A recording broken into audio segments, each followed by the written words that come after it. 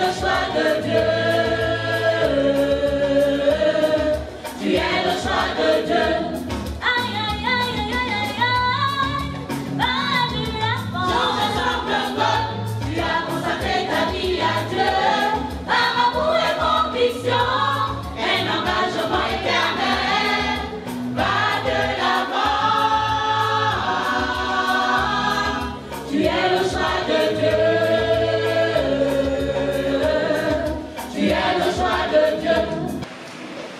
La paroisse Maison Mère Baraka, qui depuis longtemps n'a plus eu ce genre d'événement. Je voudrais vous rappeler que la Maison Mère de Baraka est plus que centenaire et demander à une grand-mère de faire des enfants et qu'elle puisse mettre au monde des quadruplés, ce n'est pas facile. Mais c'est à cela que nous allons assister ce matin. Encore que Dieu soit loué, glorifié éternel. Chers amis, pour le partage de ce matin, nous avons choisi deux textes. Le premier, nous l'avons eu dans Jérémie, au chapitre 1er, du 4e au 10e verset. Jérémie, dont le nom signifie l'Éternel est élevé, est présenté comme sacrificateur ou prêtre. Il était donc de la famille de Benjamin et il a vu clairement sa vocation de façon particulière. Et une précision de taille est donnée dans le texte. Il a été appelé à la 13e année du roi Josias et il pouvait avoir à l'époque l'âge de 18 ans. Chers amis de Dieu, pour des responsabilités aussi importantes, l'âge de 18 ans, c'est un âge mineur. Et on ne peut donc pas être, sans l'aide de Dieu, en mesure de pouvoir assurer de telles responsabilités. Et la discussion que notre ami a avec Dieu nous permettra de comprendre, parce que Dieu insiste, et lui il trouve des échappatoires, parce qu'il va dire « je ne veux pas ». Je ne veux pas. Je suis encore jeune. Et Dieu de lui dit, tu es prédestiné. Avant que tu ne sois dans le sein de ta mère, je t'avais déjà choisi comme prophète des nations. Chers amis, ce que nous voyons aujourd'hui, certainement a été préparé de loin.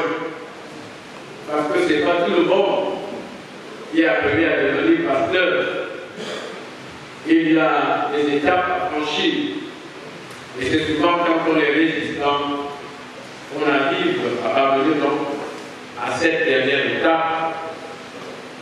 Je voudrais prendre un exemple, l'exemple de mon filleul, Roger Afelpika, qui appartient à la promotion de plusieurs pasteurs assis ici. Mais comme le moment n'était pas encore arrivé, eh bien, il n'est pas devenu pasteur. Mais nous pensons que c'est le bon moment que Dieu a choisi pour lui.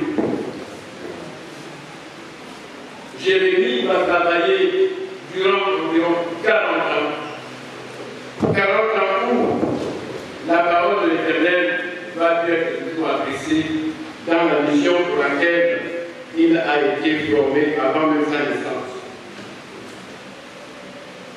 Le texte littéral dit ceci: Dieu l'avait donné pour prophète aux nations.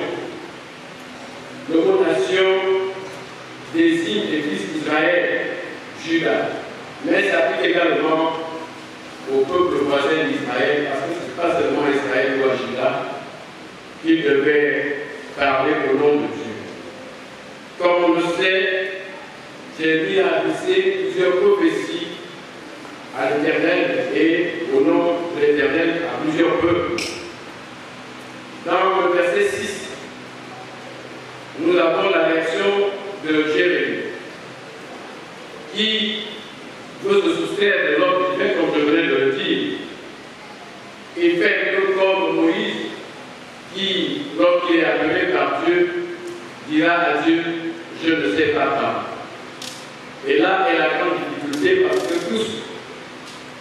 souvent nous sommes appelés par Dieu, mais nous ne comprenons pas bien la voix de Dieu. Et il y a une certaine pesanteur en nous qui fait que nous ne puissions pas répondre à l'appel de Dieu.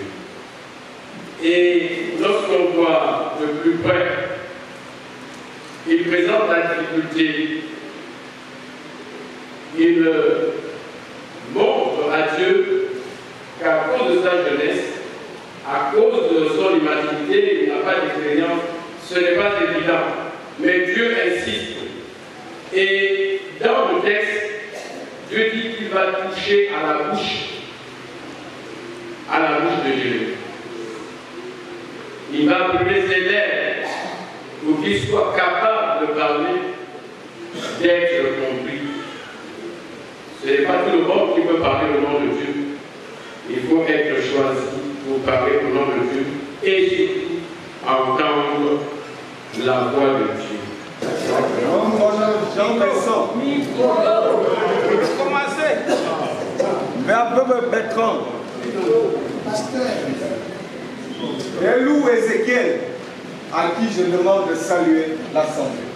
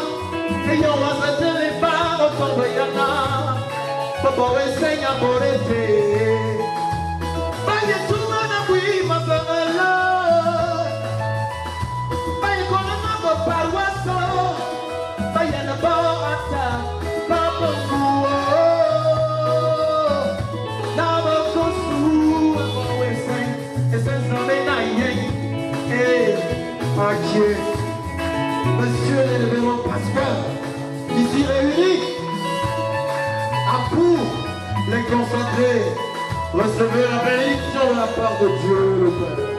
Alléluia. C'est ça. Oui.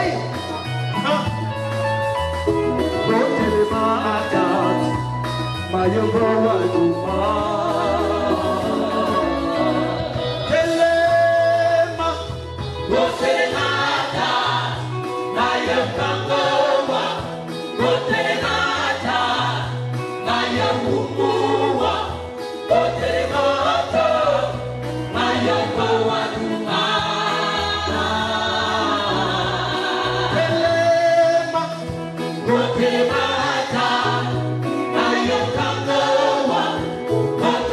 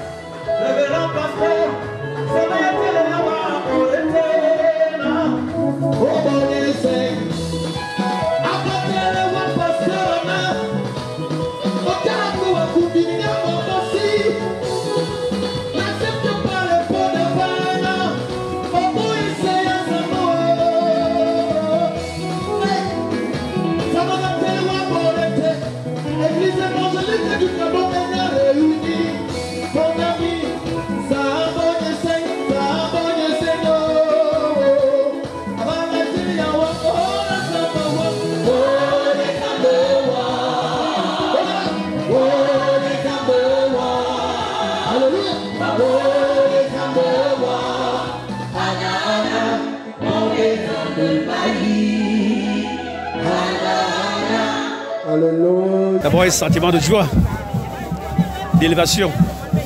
Et je rends grâce à Dieu parce que après tant d'années de souffrance, tant d'années de persévérance, en fait ce jour-là est arrivé.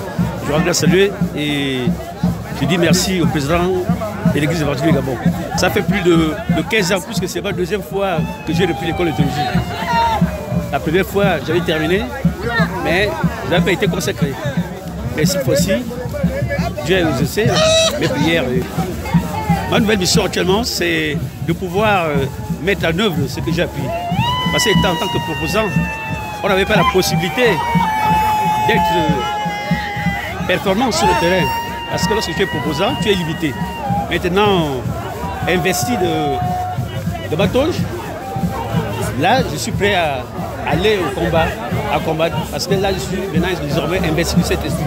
Je me sens bien après avoir reçu l'Esprit de Dieu et qui m'envoie au service du travail, à aller partout dans le monde pour annoncer la bonne nouvelle. Le travail qui me va, le travail que j'ai eu depuis ma jeunesse. Il m'a fallu, je peux dire, toute ma vie pour arriver à ce grand jour. J'ai passé toute ma vie dans ce travail et ça ne fait que depuis 2013 je suis entré à l'école de théologie de Libreville, soutenu en 2018 et consacré aujourd'hui en 2022, après 4 années de stage de proposana. Sur le terrain, c'est la mission de la vérité. Vérité, amour. Sans amour, nous ne pouvons pas être envoyés de Dieu si nous n'avons pas cet amour-là. Sans vérité, nous ne pouvons pas véritablement accomplir notre mission. La vérité, l'amour, c'est mon cheval de bataille. C'est l'accomplissement d'un long chemin, dans l'aboutissement d'un parcours qui commence par l'appel de Dieu, la formation et enfin la consécration qui est aujourd'hui le 30 janvier 2022. C'est pour l'Église évangélique du Gabon, c'est déjà l'augmentation de son personnel. Parce qu'aujourd'hui, le personnel, le cycle de la vie voudrait que l'on naisse, l'on grandisse, l'on prenne de l'âge et que à un moment donné, on doit partir. Mais il faut assurer la relève. Donc le signe qu'on peut marquer de ces consécrations, c'est le signe de la relève.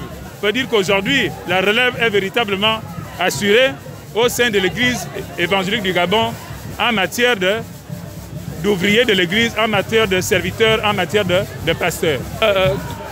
Consécration, on a d'abord dans cette expression, on a la consécration, c'est-à-dire on est en même temps avec Dieu et en même temps, on rentre dans le sacré de Dieu. C'est la consécration, c'est la totale appartenance, la totale entrée dans le sacré de Dieu. C'est ça la consécration. On devient, à partir de la consécration, un loin de Dieu, un mis à part, un appelé, un élu parmi les appelés.